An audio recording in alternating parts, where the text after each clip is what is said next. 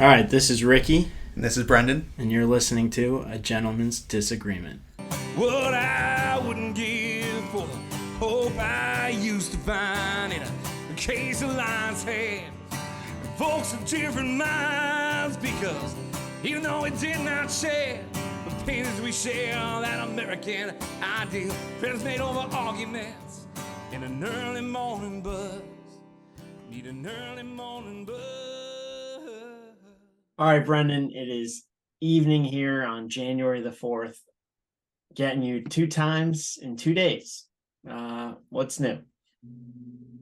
Yeah, well, we're trying to fit a couple of these episodes in before you get back on your jet and heading off to the homeland of India for a couple of weeks. But today, we're also really thrilled to be recording today on the 4th because today's a significant day in Massachusetts. It is Governor Baker's final day in office, and tomorrow, incoming Governor Healey, Governor-elect Healey, will be inaugurated tomorrow at noon. And Ricky, so I was over. I think most people that have listened before at least know that I go to Suffolk Law School. If people know where Suffolk Law School is, it's at the bottom. It's on Tremont and Park Streets, right by like Park Street Station. So I was leaving school. It was like a little after 4:30 today, and I'm parked right on like the street up there. And there's like, I look up and there's police, like there's all these like lights everywhere, and there's this big crowd, and I'm like, darn it, like I'm never going to be able to get out here. I was like, what's going on? Because like there's oftentimes like demonstrations that they block off the street for. But then as I'm like walking up the hill, it hits me that this is Governor Baker's last day. And like this is the famed lone walk where they open up the State House doors, which I just learned the other day they only do on like 3 occasions, like the last day of the governor's term, and when if like the president comes and visits, or if Massachusetts troops are being deployed. And so then I'm walking uphill and I'm like, all right, well, I got to stay here and watch this. It's like a little after 4:30. I assume it's going to be at 5. And I was kind of like laughing to myself, like, what if he came out 4:55? People would be like, oh, he's cutting out early on his last day. But no, it went until like he didn't come out until like 5:45, and then it was like a whole thing. But very cool. If I had known that I was going to be waiting for over an hour, I don't know that I would have waited, but I'm glad that I did because it was a very cool thing to witness. I think I think that is the emblematic or like quintessential Bostonian experience. It's like I want to see cool things, but I don't like traffic. Well, yeah, and then I barely made it home in time for the interview that we're about to have because I was stuck trying to on Morrissey Boulevard trying to get home for like an hour after that. But speaking of, we are thrilled this week to be welcoming on Jacquetta Van Zandt. We'll get more into her bio, but she has a ton of experience on political campaign. She is now a political commentator and a podcast host in addition to her day job. And this is just a perfect week to have her on. We'll look back at the outgoing Baker administration, look ahead to the incoming Healey administration, reflect on Mayor Wu here in Boston, her first year, and get to pick Jacquetta's brain, and like truly an expert in a lot of like these political areas, and someone that's run a lot of campaigns and worked in political offices before. So super excited to have her on to get her insights into all these things. Yeah, definitely. And we continue to be very fortunate that these fine people lend us their expertise. No, I know. And it's not just that like people will come on and give us time, but she's like, I think like the perfect person for this like specific time. And so I feel like sometimes like I feel like there's no better place to go. So hopefully people that are listening will enjoy this conversation as much as we hope that they will. Indeed.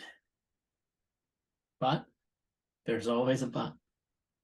But before we get into all that, Ricky, we do want to remind everyone that this podcast is brought to you by the hardworking craftsmen over at Cannon Hill Woodworking, in an episode that is all about Massachusetts, the state, and Boston, the city. You know that they've been building handcrafted, high-end custom tables and desks here in Boston since 2018. They just celebrated their 4th-year anniversary of being in business and have had tremendous success. Ricky, I have like a true trivia question for you. This isn't even like a pun. This is like a legit trivia question for you. Well, okay, I'm ready. What is the Massachusetts state tree? I should know this. It's on our high school.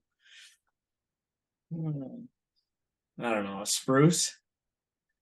That's not a bad guess. An American elm. Ah, should have known. And the reason it was an American elm is because it is used to commemorate the fact that George Washington took command of the Continental Army beneath an American elm on Cambridge Common back in 1775. Kind of cool story. That is a cool story, and actually something I don't think I did ever know. Although I'm pretty sure it is in our school seal. Yeah, well, now you do, and hopefully then now everyone else that there does too. All right, we're all armed with that new fact. Hopefully this conversation with Jacquetta will give people even more.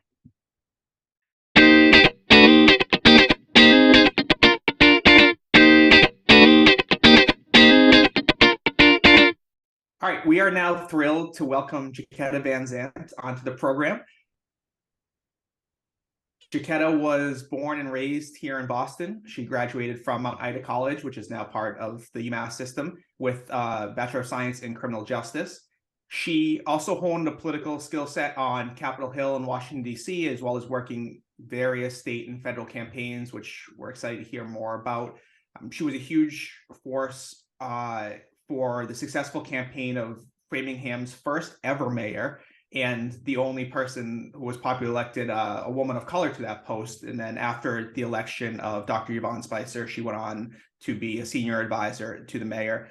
She currently works at The Partnership, which is a business that makes corporations and institutions more competitive in a global economy by helping them attract, develop, maintain talented multicultural professionals, and also by creating a corporate climate that encourages diversity and helping multicultural professionals thrive. In addition to all of that, she also hosts a popular Zoom podcast called Politics of Prosecco, which is an awesome name. Credit to you. With Lori Lennon. And this is how I became aware of Jacquetta. She's also a commentator on NECN. And so as I was tuning in to all of the Massachusetts elections over the past year, Jacquetta, her voice, her perspective caught my eye, and we reached out, and we're so thrilled that she's giving us some of her time today. So Jacquetta, thanks so much for joining us.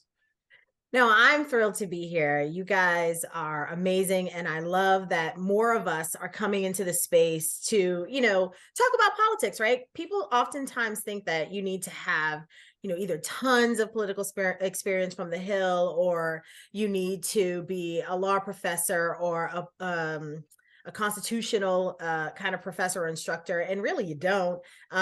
Everyday people have a perspective, and it's oftentimes a more truthful perspective. It's not sort of guarded at any time. And so I think I love that the most. Well, we certainly give credence to the fact that you don't have to be an expert to have opinions. So, but we do love having these conversations. So, like I said, I gave a very brief overview of your bio, but Ricky and I were talking before we came on we're just super curious of how. Can you tell us more about how you got involved in politics? What were maybe some particular moments, mentors, campaigns that have been influential in your life? So I'll give you sort of a brief background on how I got involved. My mouth actually got me involved in politics. In high school, I went to the John D. O'Brien School of Math and Science. Shout out Tigers. And I was running my mouth in history class, and my history professor happened to be doing call time for the Clinton campaign, second term. Yeah. I'm a lot older than I look. So, if you're not watching on Zoom, she does look super young, so that was surprising to me. Yeah. And so I had detention, and he said, your detention will be, you're coming to this call center with me, and you're going to make these phone calls. And I did, and I loved it. I actually figured out that I was good at being able to tell people to vote and persuade them to get involved. And that campaign, I really wasn't paying much attention to it. I was only 17. So I wasn't really paying much attention to politics at the time. I knew about Bill Clinton, but in my house, it was politics were a thing, but you just weren't zoning in. At 17 in the 90s, you were kind of living your best life through gangster rap and clothes and, really weird fashion and trying to just kind of come into the new millennium. And so I went back every day until election day. I made calls every day until election day, and I just loved it. So when I got to college, I was trying to figure out how I can stay involved, even though I was in Newton, how I can stay involved in Boston. And my history teacher from high school actually got me an internship at Barney Frank's office in Newton. Wow. So first of all, sounds like a great teacher. Credit to this. That was awesome. And so Sounds like also that's how people pour into you. I'm sorry, say that again, Ricky. I was going to say, sounds like a not entirely legal form of detention. I don't know. Can they do that? Yeah, I'm sure that probably wouldn't fly with the helicopter parents of today's generation. But at O'Brien, their intention was to not only just teach you, but to pour into you and to make you a well-rounded citizen of the world. And so I worked at this internship, and in the summer I would go down to DC and work internships on the Hill that way. I met a ton of people, and in Barney Frank's office, the whole point was to build your network.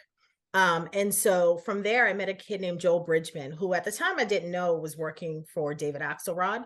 And so after I had graduated from college, I was like stuck in a cubicle. I was like an administrative assistant. I had 3 different bosses. It was a miserable experience. And so he called me up one day and he said, what are you doing? And I was like, oh, God, I'm dying in this cubicle. I'm dying on the vine.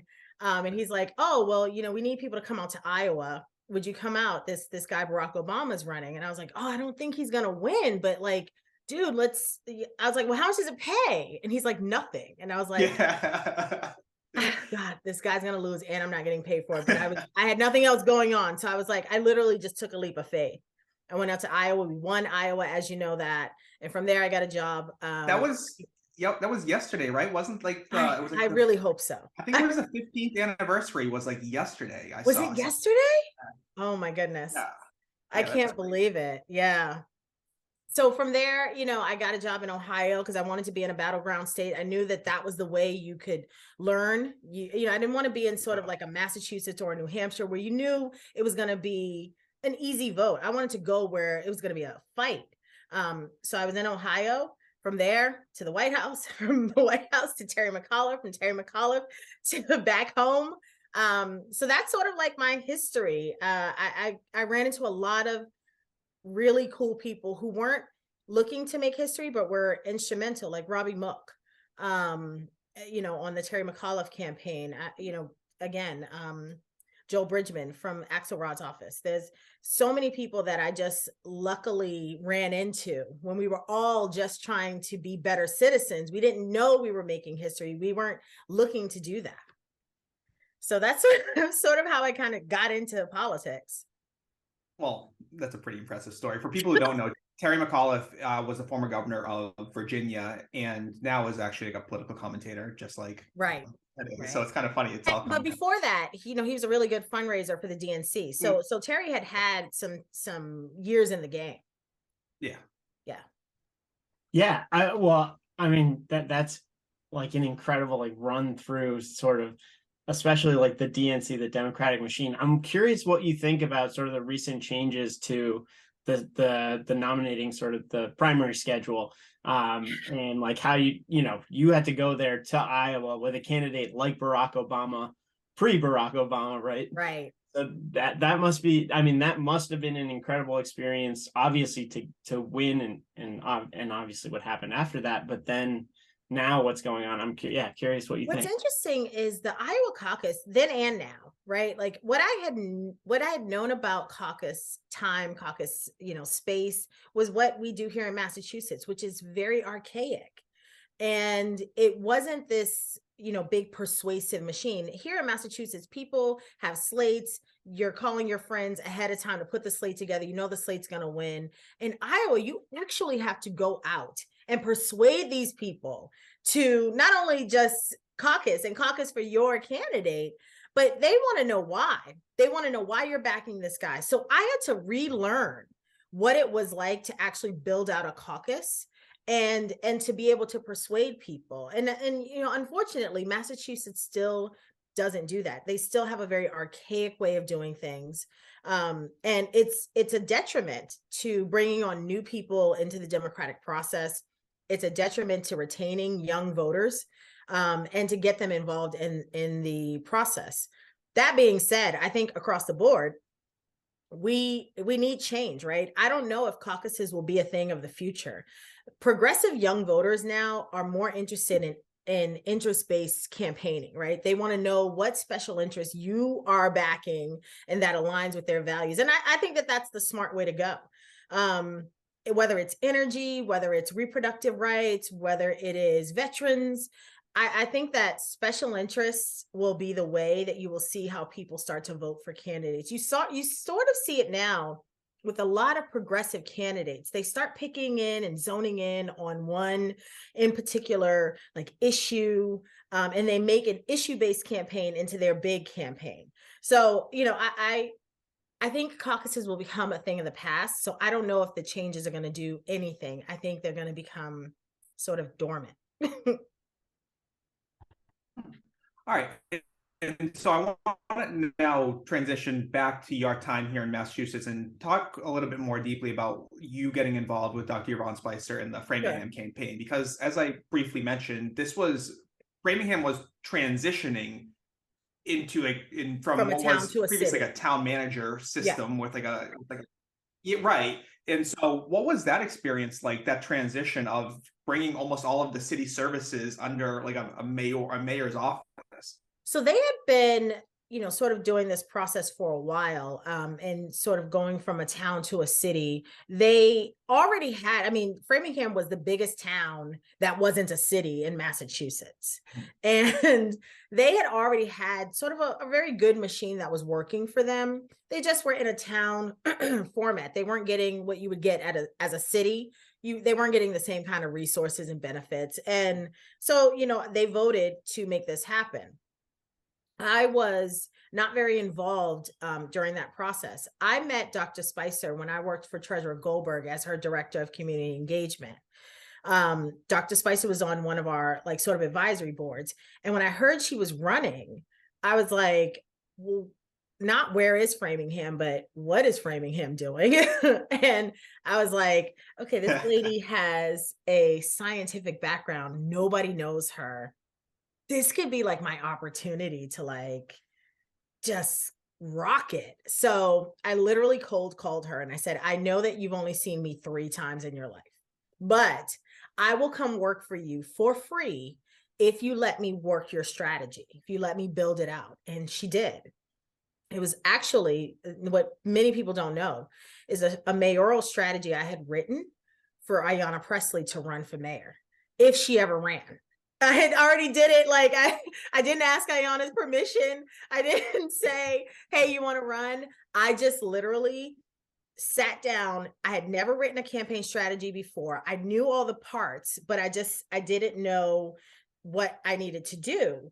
And so I was like, okay, if I could do that in Framingham and see if it works, I'm a badass. That's what I was thinking.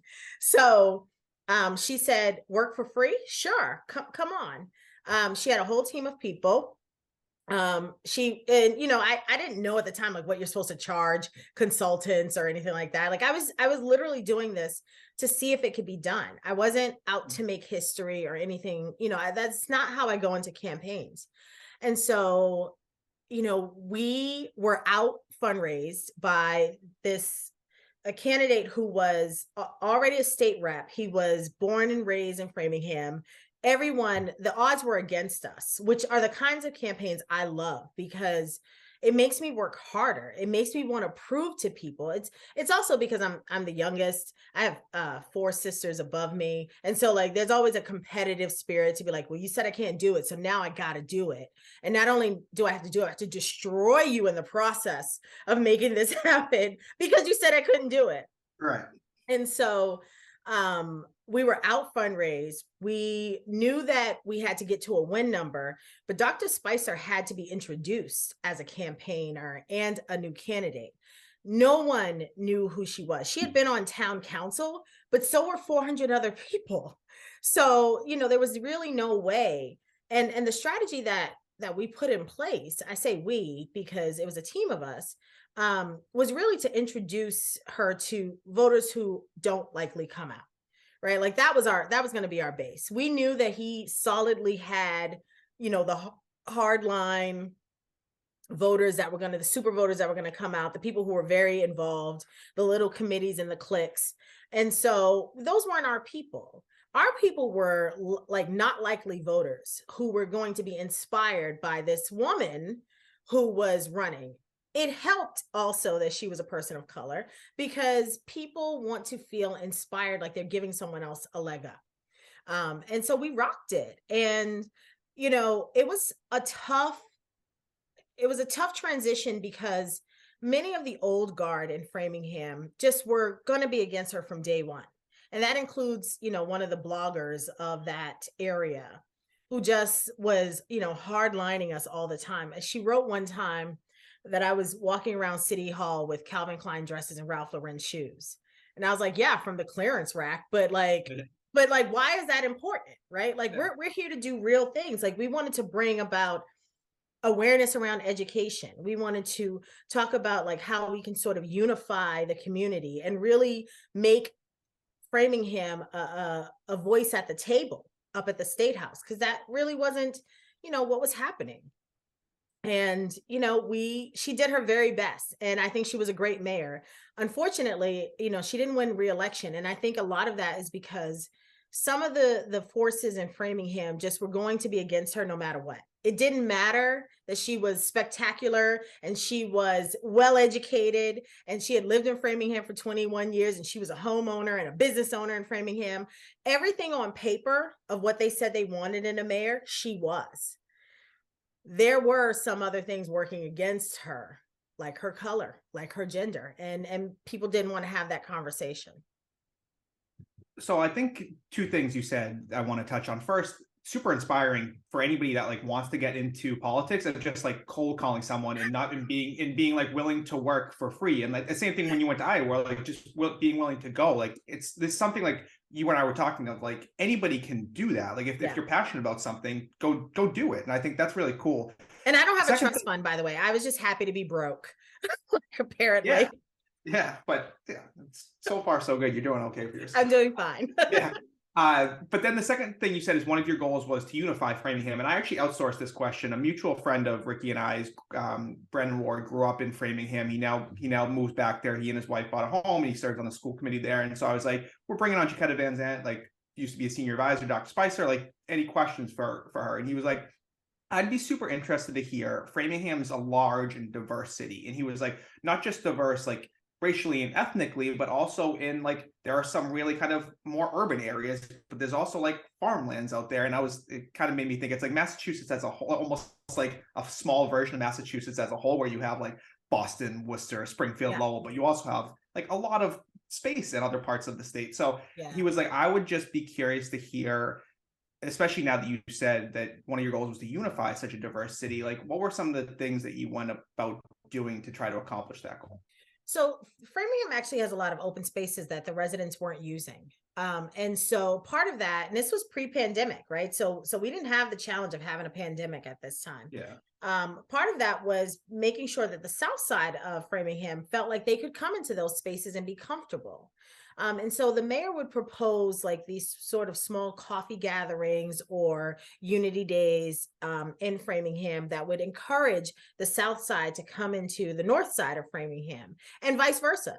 We had thought about doing a music festival that because music is so universal and it brings people together. We would have, like they had like I don't want to say it was like a Christmas bazaar, but they had like, a holiday gathering. But when you walked into the room, it wasn't many people of color and there weren't a lot of young people. And those were two demographics that really needed to feel like they were a part of the city. And so we would encourage people, we would make calls into what we knew were these homes that either had single women or had younger voters. And encourage them to come out. So we really did try to blend we also wanted to make sure that people felt safe in the city. You know, Framingham downtown is very, very small. It's not very big at all.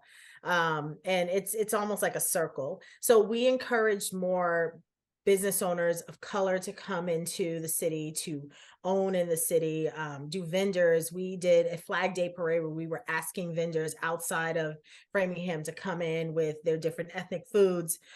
So we really did make an effort to unify the city, not just by gender, but by not just by race, but by gender and by class. Because that's something cities don't talk about. We do that here in Boston, right? Boston is very segregated by class.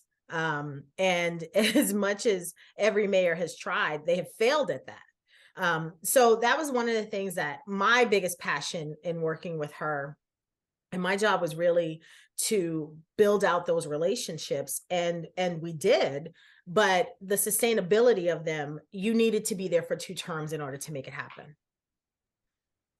I'm kind of curious because I think you're talking a lot about once she was mayor and how you were implementing a lot of her vision in sort of the campaign crafting process.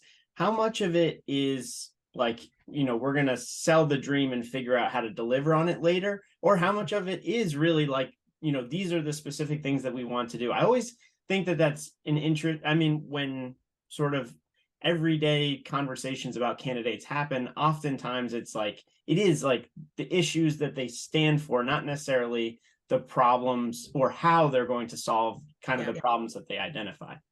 Well, here's what's interesting. When we were running, we had to run 2 separate kinds of campaigns. One, we had to sell to people that having a mayor was good for Framingham, right? So like there were people who voted against the town becoming a city, and we knew that they would stay home. We had to go out and find those voters and convince them that having a mayor is good and this is why, ... And then on the other side, on top of that, we had to convince them of why this unknown, well-educated, but a science background type of person was going to be a good governing person, a governing body. So we had a couple of different challenges. She had never held office before.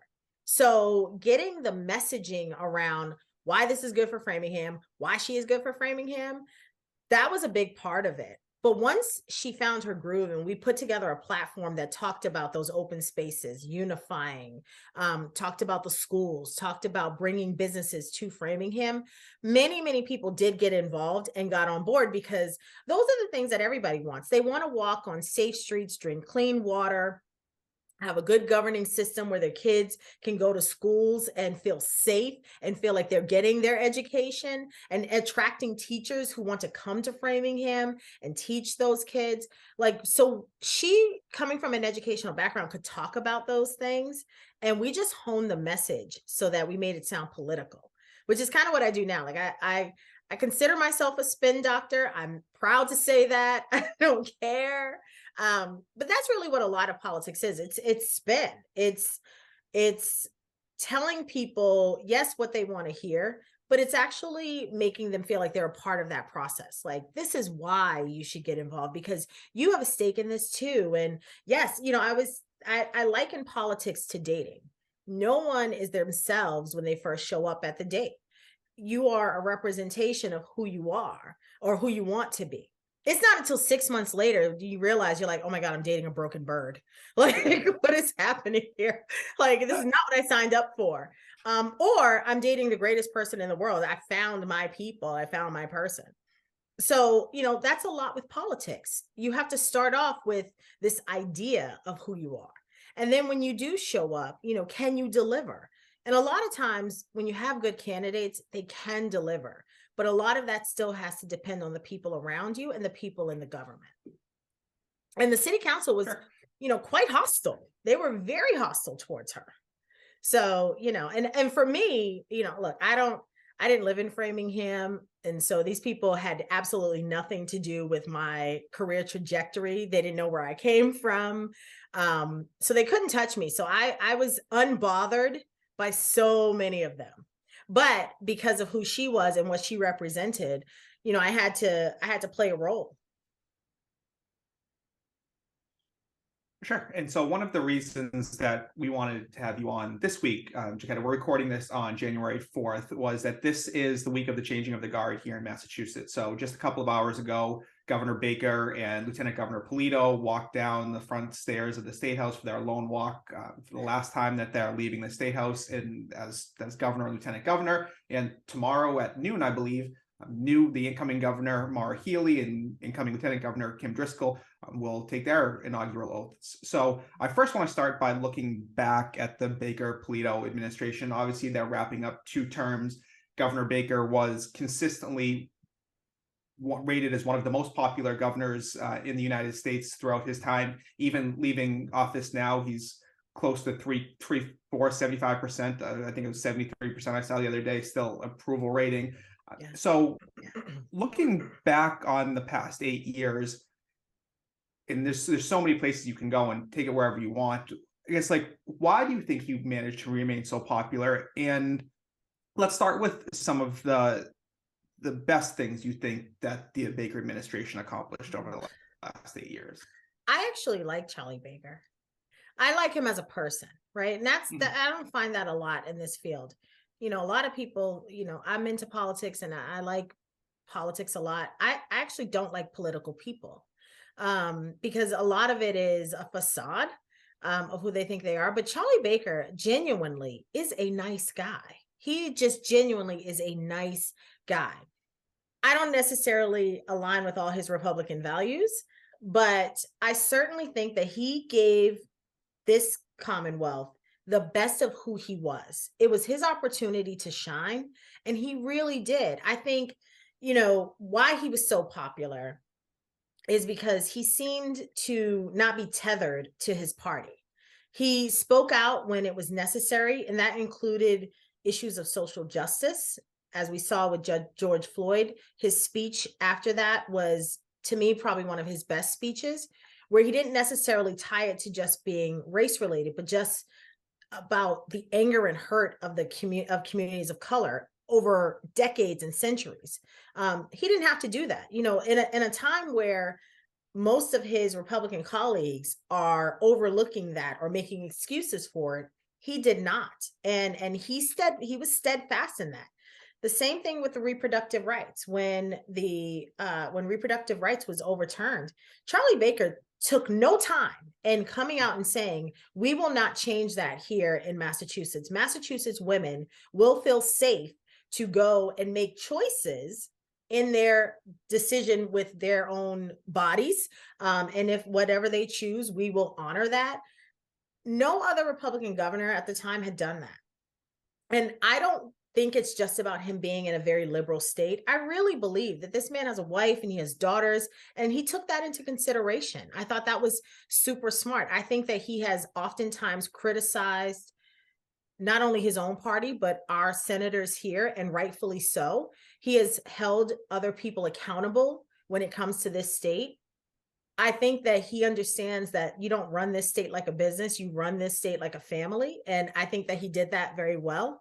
I'm sad to see him go. I didn't need him to run again, but I'm sad to see him go because we haven't seen that measure of class in the Republican Party over the last 15 years.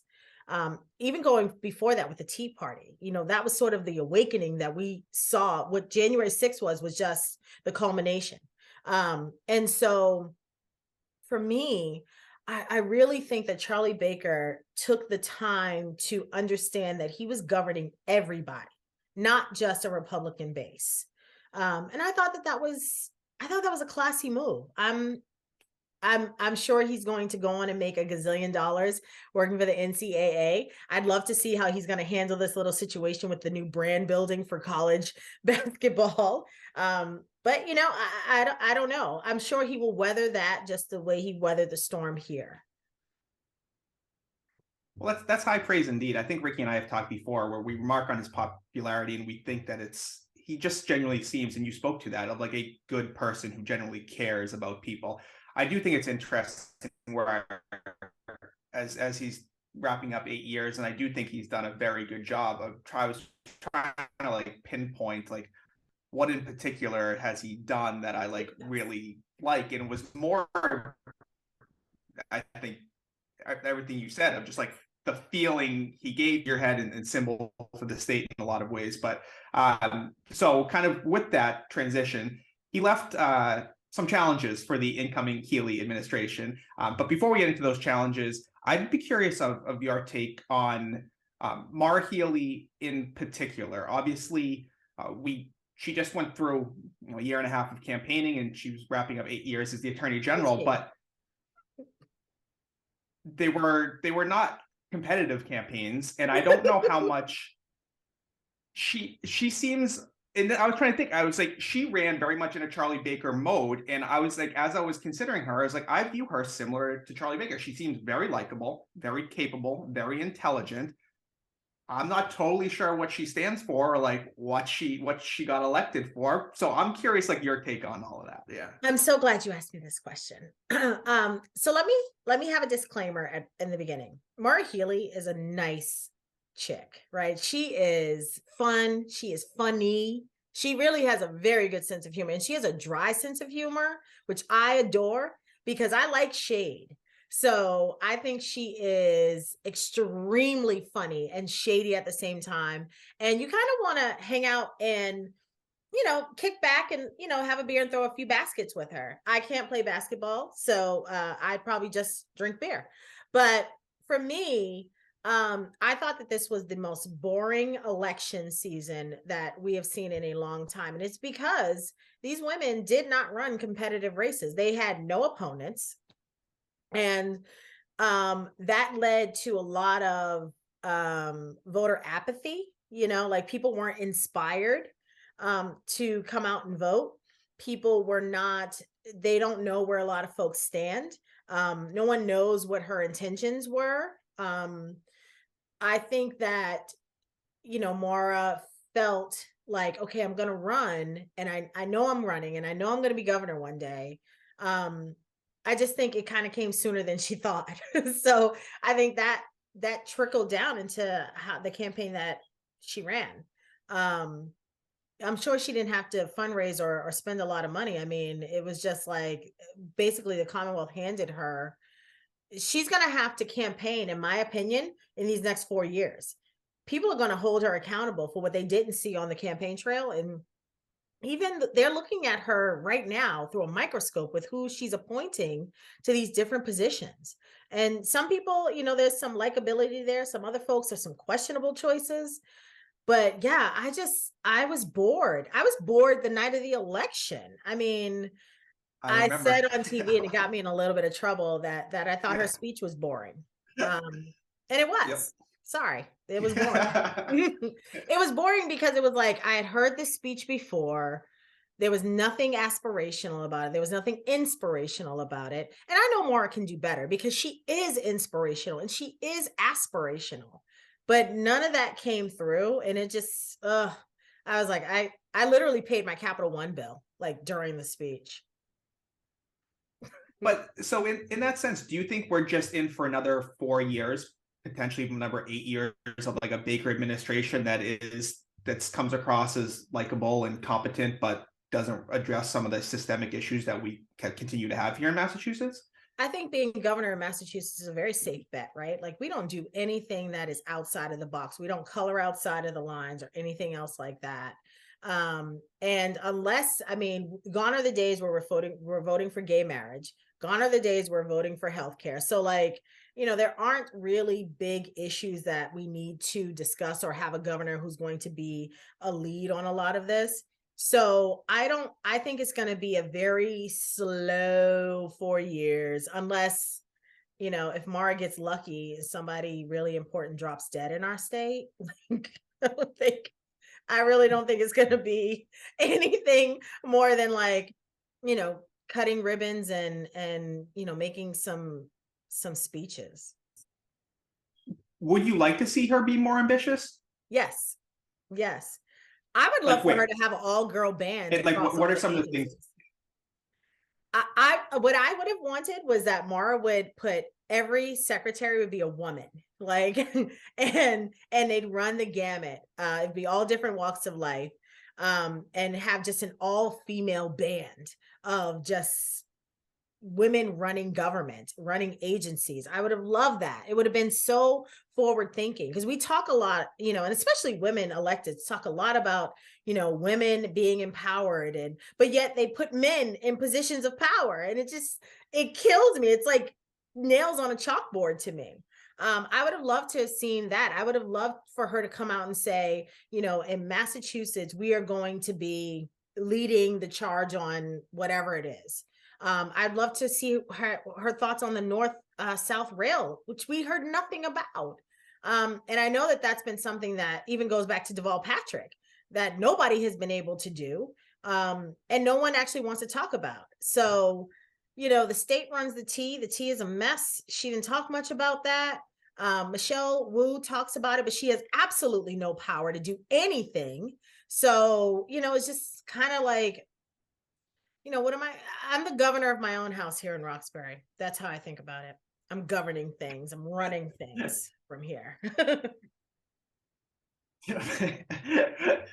Fair enough. I like that way to think about it. But it is, I mean, you talked about having like women in government. It is, Ricky and I remarked upon this 2 months ago. We have the first, so not only is Maura Healey, for people that are not familiar with her, she's the first woman who was elected governor of Massachusetts. She's also the first openly lesbian governor in the United States. Healey and Kim Driscoll, her lieutenant governor, are the first all-female leadership team. Okay, and then in addition to that, we have how badass Kim Driscoll is, because I'm going to tell you, out of this entire, outside of Andrea Campbell, out of this entire election season, Kim Driscoll is the chick I wanted to go have dinner with. Like, I want to hang out with Kim Driscoll. Out of everybody, I mean, like, Andrea's already my friend, so I've already hung out with her. But like, of that ticket, Kim Driscoll is the one to watch, right? She's going places. Yeah, I mean, and just to kind of continue like along that line, you just mentioned Andrea Campbell, who, when she is inaugurated tomorrow, will be the first Black person elected to a statewide office here in Massachusetts, and obviously the first Black woman to be the Attorney General. We also have your former boss, Deb Goldberg, as treasurer, and Diana DiZoglio, who's going to be the auditor. So it is, in a lot of ways, it's a female-dominated, at least like heads of these departments. I'm sure the Prince of Darkness is not happy about that. Fair. All right. You also mentioned Michelle Wu. And so I do want to talk briefly as someone who has grown up here in Boston. I mean, that election was obviously historic too, as the first woman, the first person of color. And we talked about that, where it was really cool to see that she didn't need to campaign on that, because all of her nearest competitors, Kim Janey and Andrea Campbell and Lisa Sabi George, were also women of color. So it was just like a merit-based, who's the best candidate. And so Michelle Wu's now been in office for about 14 months. That's fair too. But 14 months, as we look back on those first 14 months, hasn't been easy. Yeah. Well, let's do it. Yeah. All right. So like, what are your reflections on her first year plus? Yeah. So my reflections are, I think that I'm seeing everything that I saw when she was a city councilor, right? Like, nothing's really, let me say this. Marty Walsh was a very relational type, like, legislator. When he was working with the unions, he understood about building networks. He understood the presence of people was really where the power was. I see a very different contrast with Michelle and her team. I'm not saying she's not a people person. I'm just saying there's a stark contrast between someone who understands the power of relationships and networks and someone who is learning that kind of on the job. I think that she could do a lot better than she has done. I don't think it's all entirely her fault. I think that there are some things that she's had to navigate, because this city was run by Menino for so long that many times, I mean, even Marty was running into things that were put in place under that administration that were obstacles for this city. And, I don't know if we'll see a little bit more of that with other mayors that come. But Michelle was a city councilor for 6 years. And what I'm holding her accountable for is, you sat there for 6 years. What have you done? And what are you going to do different as mayor? So that's what I've been looking at. And right now, I don't see too much movement. And that could just be, it's just been a year, right? Like she's still learning things. Her staff is still learning things. Some of them are, oh Lord. So I think that she's still learning. I think a year is just not enough time to really accurately judge her administration. I definitely think that she is making some missteps in terms of endorsements. I think she should have stayed quiet or silent endorsing this year. Let that slide, get through this, understand the job, be a good mayor. And then once you build enough of a network and a machine, then you can, Menino built his machine and Marty already had one coming in. So they didn't need that. Michelle has to build a machine. And right now she doesn't have one. And so it's the time for you to just stay quiet and build that first. I want to just, I think we're maybe running a little bit out of time here, but I want to jump back. No, I'm fine. Okay, all right. Well, you may regret saying that because Kelly No. forever. We'll keep you here all night.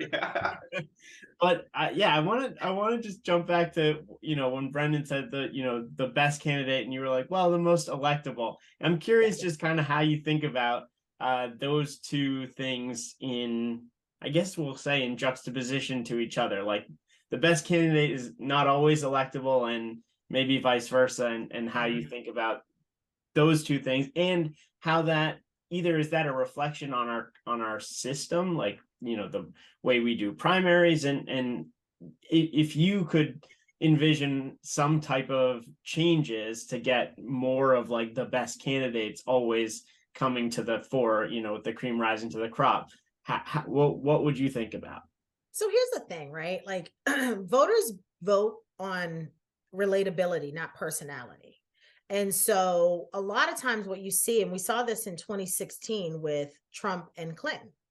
Clinton obviously was the most qualified person, but she just was not electable. And she wasn't electable because people couldn't relate to her. And it wasn't that they couldn't relate because, she's this high-powered attorney and she was first lady. They couldn't relate because she would not let them in, right? If you're standing at someone's door and you're letting in cold air, I don't want to hang out with you. And, if I had to like pinpoint one thing, and I hate to say this because it makes me cringe too, but, the whole thing with, Bill Clinton and Monica Lewinsky, what women wanted to hear was, I wanted to go home and throw 3 bricks at my husband's head. And I was angry and I was sad and I was upset. That makes her relatable because there's not a woman on earth who hasn't been cheated on and hasn't felt that sting of that pain. That would have made her relatable. But because she decided, I'm going to turn a blind eye to it, or I'm going to not discuss it, it made people feel disconnected. And it's the same thing with other electeds or candidates is, if you disconnect from somebody's feelings, if you disconnect from their relatability, you lose them as a voter. Bill Clinton said, I too feel your pain. Like, probably he didn't, but it made folks who felt like, okay, this man grew up and he had to work for his money, that I can relate to.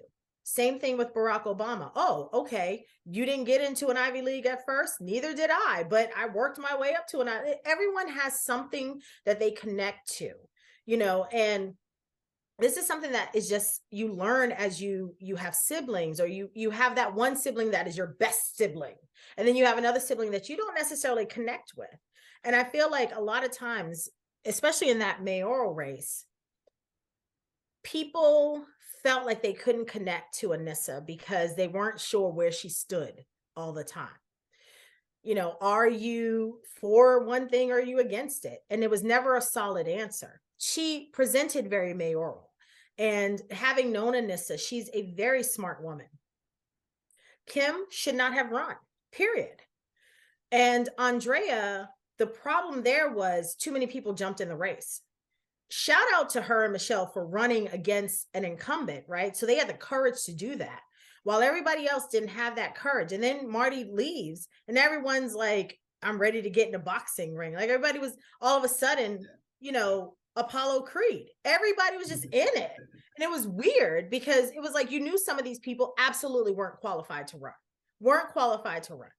And I just think a lot of times people think, well, if I look good, if I go to an Ivy League, if I, you know, come across as, you know, someone who's made it, that makes me relatable. No, that doesn't make you relatable. Relatable is talking about things that make you uncomfortable, make you cringe. It just didn't work for her. And you know, the same thing I see here is like Michelle was electable because she could go into communities when she did, and have sort of cringy conversations. In Chinatown, when she talked about the housing crisis and how they had pretty much erased it, nobody else was talking about that. And none of the other candidates were talking about that. She was able to bring those people in. She talked to young people about being a young staffer with Elizabeth Warren and the struggles with that and not knowing what to do and learning how to ask for help. That's relatable. The other candidates just weren't willing to do that. So she was the most electable because of that. I'm sorry, that's a long way Really of saying it, but no, I have to give examples. No, I think that's super helpful, and I'm sure Ricky and I, you know, when we do finally let you go, we'll discuss that a little bit more about like Mayor Wu's strength as a candidate maybe hasn't necessarily translated to strengths as someone governing now as mayor. That's really, really interesting. Yeah. Before I think her we let you go, naivete around, you know, policing, I think her naivete around working with the city council, because it's still a very mayor heavy system, but having come from the council, she should have a better grip on the council. And right now, she doesn't even have a grip on this very wild, out of control, embarrassing council. And so that in itself, older voters are looking at that and saying, you don't have what it takes to be mayor. Yeah, I don't know how many people have been paying attention to the council, but it's been a wild scene the last like 6 months there. So but Jacquetta, what are some, as like this is the very beginning, it really is the beginning of 2023. What are some of the things that you are going to be keeping an eye on, whether that's locally in Boston or statewide, Massachusetts, or even nationally? Like, what are some of the kind of big things, races, people that you're keeping an eye on? So a couple of things. One, I think everybody needs to be tuning into CNN right now and watch the House in Chaos. That's fun. And I'm pulling for Hakeem Jeffries. Fascinating. Pulling for Hakeem Jeffries. But there are a couple of big races that are happening here in Massachusetts, right? Justin Hurst just announced that he's running for mayor out in Springfield. Springfield is a bigger city. And this will be the first time they ever have a mayor of color. He will probably run against the incumbent, but the incumbent, Mayor Sarno, has not declared that he's running yet. But that's going to be a great race to watch. One, because it's going to be exciting. It's kind of young versus old. It's kind of this new progressive versus old school politics. So that'll be very interesting to watch.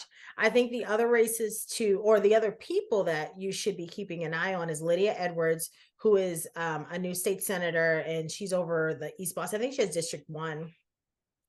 She's going to be proposing a lot of new legislation that is geared towards moving the city of Boston and that area into a more open space, green space. So that's going to be fabulous to watch. I think also you should keep your eye on what's happening in Gloucester. So there is a mayoral race that's happening in Gloucester that most people don't worry about, but Gloucester is a big fishing industry, and they actually, you know, seed out to other parts of the Commonwealth, and their mayor has a big part of that. So I think that's another race that people should be paying attention to. And I don't have any candidates in that one. I don't know who exactly is going to run, but I do know that they are up. And so that's going to be interesting to watch. I think also you might want to pay attention to what happens with the Governor's Council. So the Governor's Council gets to appoint judges. That's like one of their main gigs. But Massachusetts actually does not have a very diverse bench. I know our head Supreme Court justice is a Black woman. However, the bench is just not diverse. And so seeing what that's going to look like and seeing who these people are going to be, I think that's important to, like, I think people should look behind the curtain, right? Like, you know, in the Wizard of Oz, guys, like, never look behind the green curtain. Like, yeah, look behind the green curtain, because that's really where politics happens. So don't pay attention to just the big sexy races. You know, pay attention to what's happening. And if I can just say, I don't know what's going to happen on the US Senate. You know, there's rumors that somebody might be retiring. Be interesting to see who lines up for that. I have my thoughts, but you know, we'll see. That's a nice bit of intrigue. And so if people wanted to follow your thoughts, Jacquetta, where could they follow you? So you can follow me on Instagram. I am at politics_and_Prosecco, politics and Prosecco. You can find me there. I also do my show. I do it now once a month on Fridays at 6 p.m. So it's always the third Friday of the month. So you can find me there. And if you want to just kind of follow my shenanigans, you can find me at my regular Instagram, which is IBJVZ. And I'm happy to share my world with you. Well, we appreciate you coming on and sharing a little Thank bit you. of This your was world fun. with us. I hope I was helpful. I mean, I guess I can only speak for myself, but I thought it was a fascinating. Oh, good. Okay, good. I'm excited to listen back myself. Yeah, definitely. I would love to come back, and I'd love to have you guys on Politics and Prosecco, but I would love to come back. Thank you again so much for your time. For sure. Thank you guys. Bye. Thanks. Bye.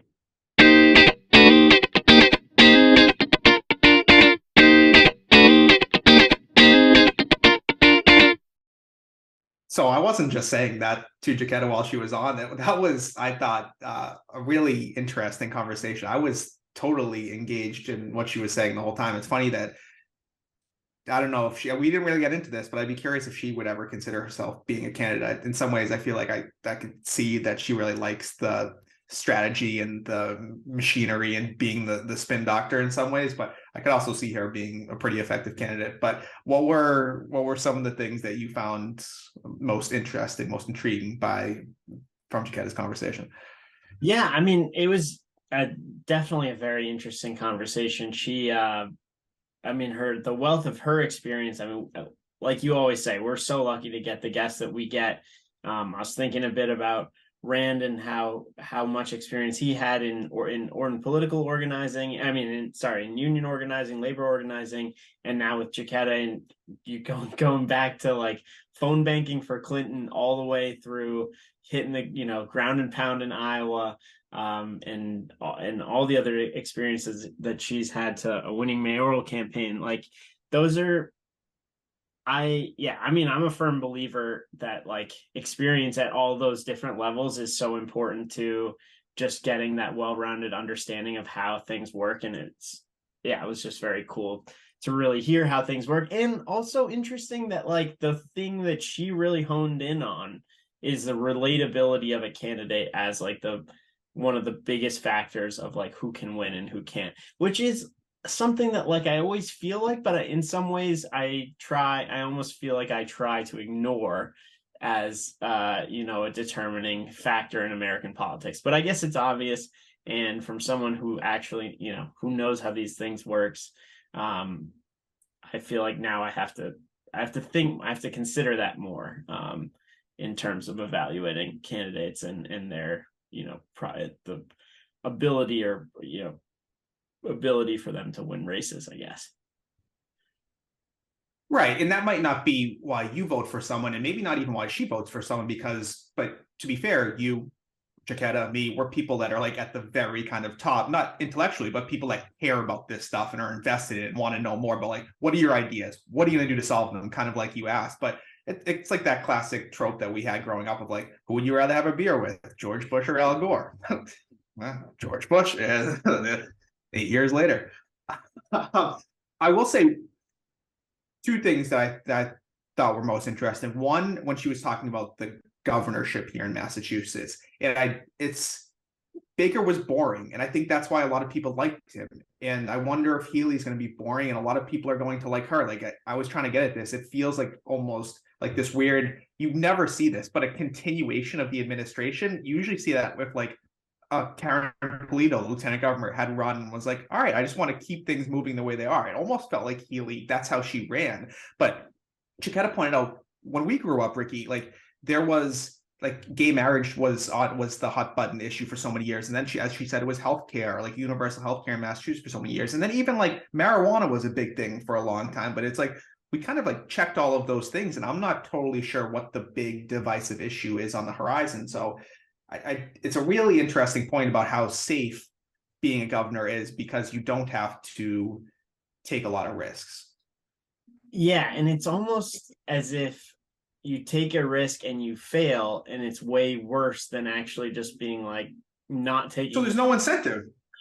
Yeah. But I did love that, she rightly pointed out, like the quality of life issues that we deal with in Massachusetts are very different than they are in other states that have like significant, I don't know, water quality issues or something like that. But we do have this enormous, like, it sounds crazy to complain about it, but this enormous problem with traffic.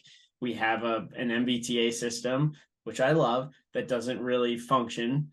And then we have obviously our connections to other states through high-speed rail and all this other stuff that we've long in Massachusetts. If we are serious about things like climate change and serious about some of these other progressive issues, we have to be able to tackle some of the situation on the ground. And I think that's absolutely right. Like, we just didn't hear about it certainly not from the new governor, and really not from anybody. And it's a shame that we didn't have candidates that were able to push each other on the issues. I'm going to forget who it was who ran against Baker at one point, specifically on the issue of transportation. I don't know if you know who it was. Maybe Arroyo. I don't know if he ran for governor. I don't know. I'm going to get that wrong. I'm just forget that I said a name. But like there was at one point, but Baker was so popular that it was like done and dusted before the campaign even started. But yeah, you think about some of his biggest achievements, and it was like kind of just keeping an even keel on things and not rocking the boat too much.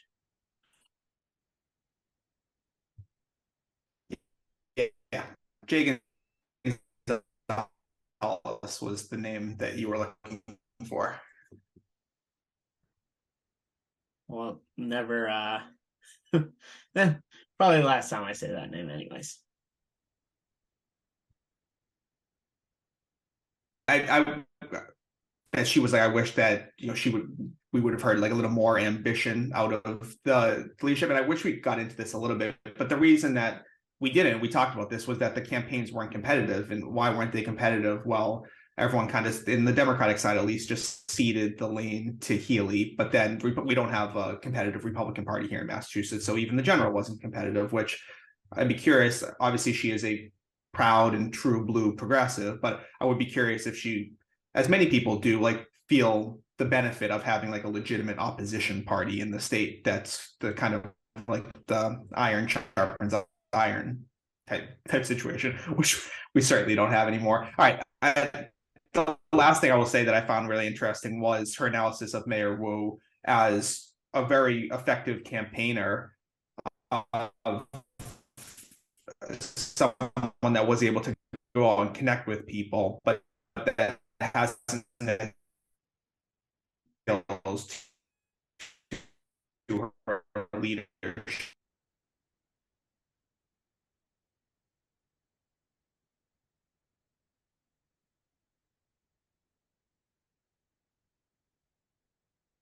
Yeah, Jay Gonzalez was the name that you were looking for, who ran against Governor Baker back in 2018. I will say, and I appreciated Jacquetta saying this, was that she wished that we had heard a more ambitious platform for Governor Healey. And I think one of the reasons that I wish we had gotten into this a little bit is because the campaigns weren't competitive, which we said, and part of that was because the other Democrats in the race kind of ceded the lane to now Governor Healey, because she had such a advantage, like war chest wise, from her 8 years as Attorney General, but also because we don't have like a legitimate opposition party here in Massachusetts. And I would be curious, like as someone that sees herself as and is a proud, true blue progressive, if Jacquetta would agree that it might be beneficial for the state in general and for candidates running for statewide office in particular to have a legitimate opposition party, because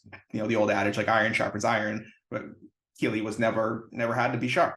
I mean, because there were no like legitimate competition for it. The second thing I found most interesting was her analysis of Mayor Wu, just in terms of one of the Mayor Wu's strengths as a candidate was her ability to connect with people and to go out into the community and make people feel heard and feel seen and relate to them, and that she hasn't necessarily been able to translate those skills to governing as mayor during her first year, which Jacquetta pointed out quite fairly. It's only been a year. It's hard to judge someone after only a year, especially someone in their first executive office like this, but definitely something I will be now keeping more of an eye on when I look at like Boston and Mayor Wu. Yeah, interesting too how she like talked about Marty Walsh's effectiveness in large part being tied to his ability to build those relationships with people. And when we think about these upstart candidates and we love the positions and whatever that they have, but they're largely outsiders, meaning outside the political system, not necessarily outside where they're running from. But it's okay, now they get in there. And I think we think about it as, well, everyone's against them. And there may be elements of that, but it could also be that like you need to have a little bit of an understanding of how these inner, the backdoor dealings kind of work. And it's difficult to be effective if you kind of are coming without any of that, on day one. If you got to spend the first like 2 years, getting in those building those ties so that when you go to put something forth, you have the backing with you. It's a tough slog, I think. Right. And again, maybe this is something, if we do have Jacquetta back on, we can ask her about this connection, because what you just said reminds me a little bit of what she was talking about with her time working for Yvonne Spicer in Framingham, where why was Dr. Spicer able to be elected, why was she able to win, was because she was able to go out and meet all of these people who didn't traditionally vote and connect with them and get them to come out and vote for her. But then when she was there, because she was viewed rightly or wrongly as a little bit of an outsider, as someone that didn't belong maybe in politics or in that role, she wasn't able to effectively implement all of the things that she wanted to. So yeah, if like trying to connect like the through lines and the takeaways from that conversation, that's definitely one of them. Yeah.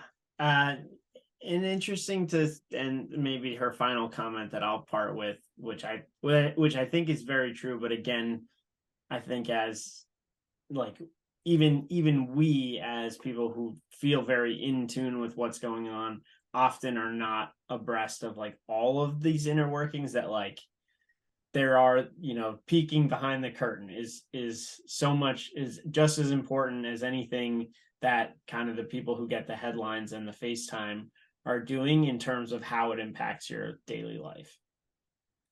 Yeah, I mean, I totally agree. And I think that's something that you and I should continue trying to find those people to get some more insight on that, because it's not easy for, I think, people to do, even if you are super interested in and in tune with like the things that are happening. So, but I mean, it's, as we keep coming back to like the Tip O'Neill, all politics is local. It's, even as much as it seems like to be moving away from that, in some ways, that's always going to be true. Indeed. Wow, you're just full of adages today. Knife sharpening knife. Yeah, I don't know what it is, but yeah, that's me. But all right, thank you again to Jacquetta. That was a wonderful conversation. And again, go check her out. Go follow her on her own podcast on Instagram, on Twitter, on NECN. There's plenty of places if you were intrigued by what she had to say today that you can follow up with her. But thanks so much to her for her time, and as always to everyone for listening. Indeed. We'll see you. See you. What I wouldn't give for the hope I used to find in a case of lion's head. Folks of different minds, because even though we did not share the pains we share, that American ideal, friends made over arguments in an early morning buzz. Need an early morning buzz.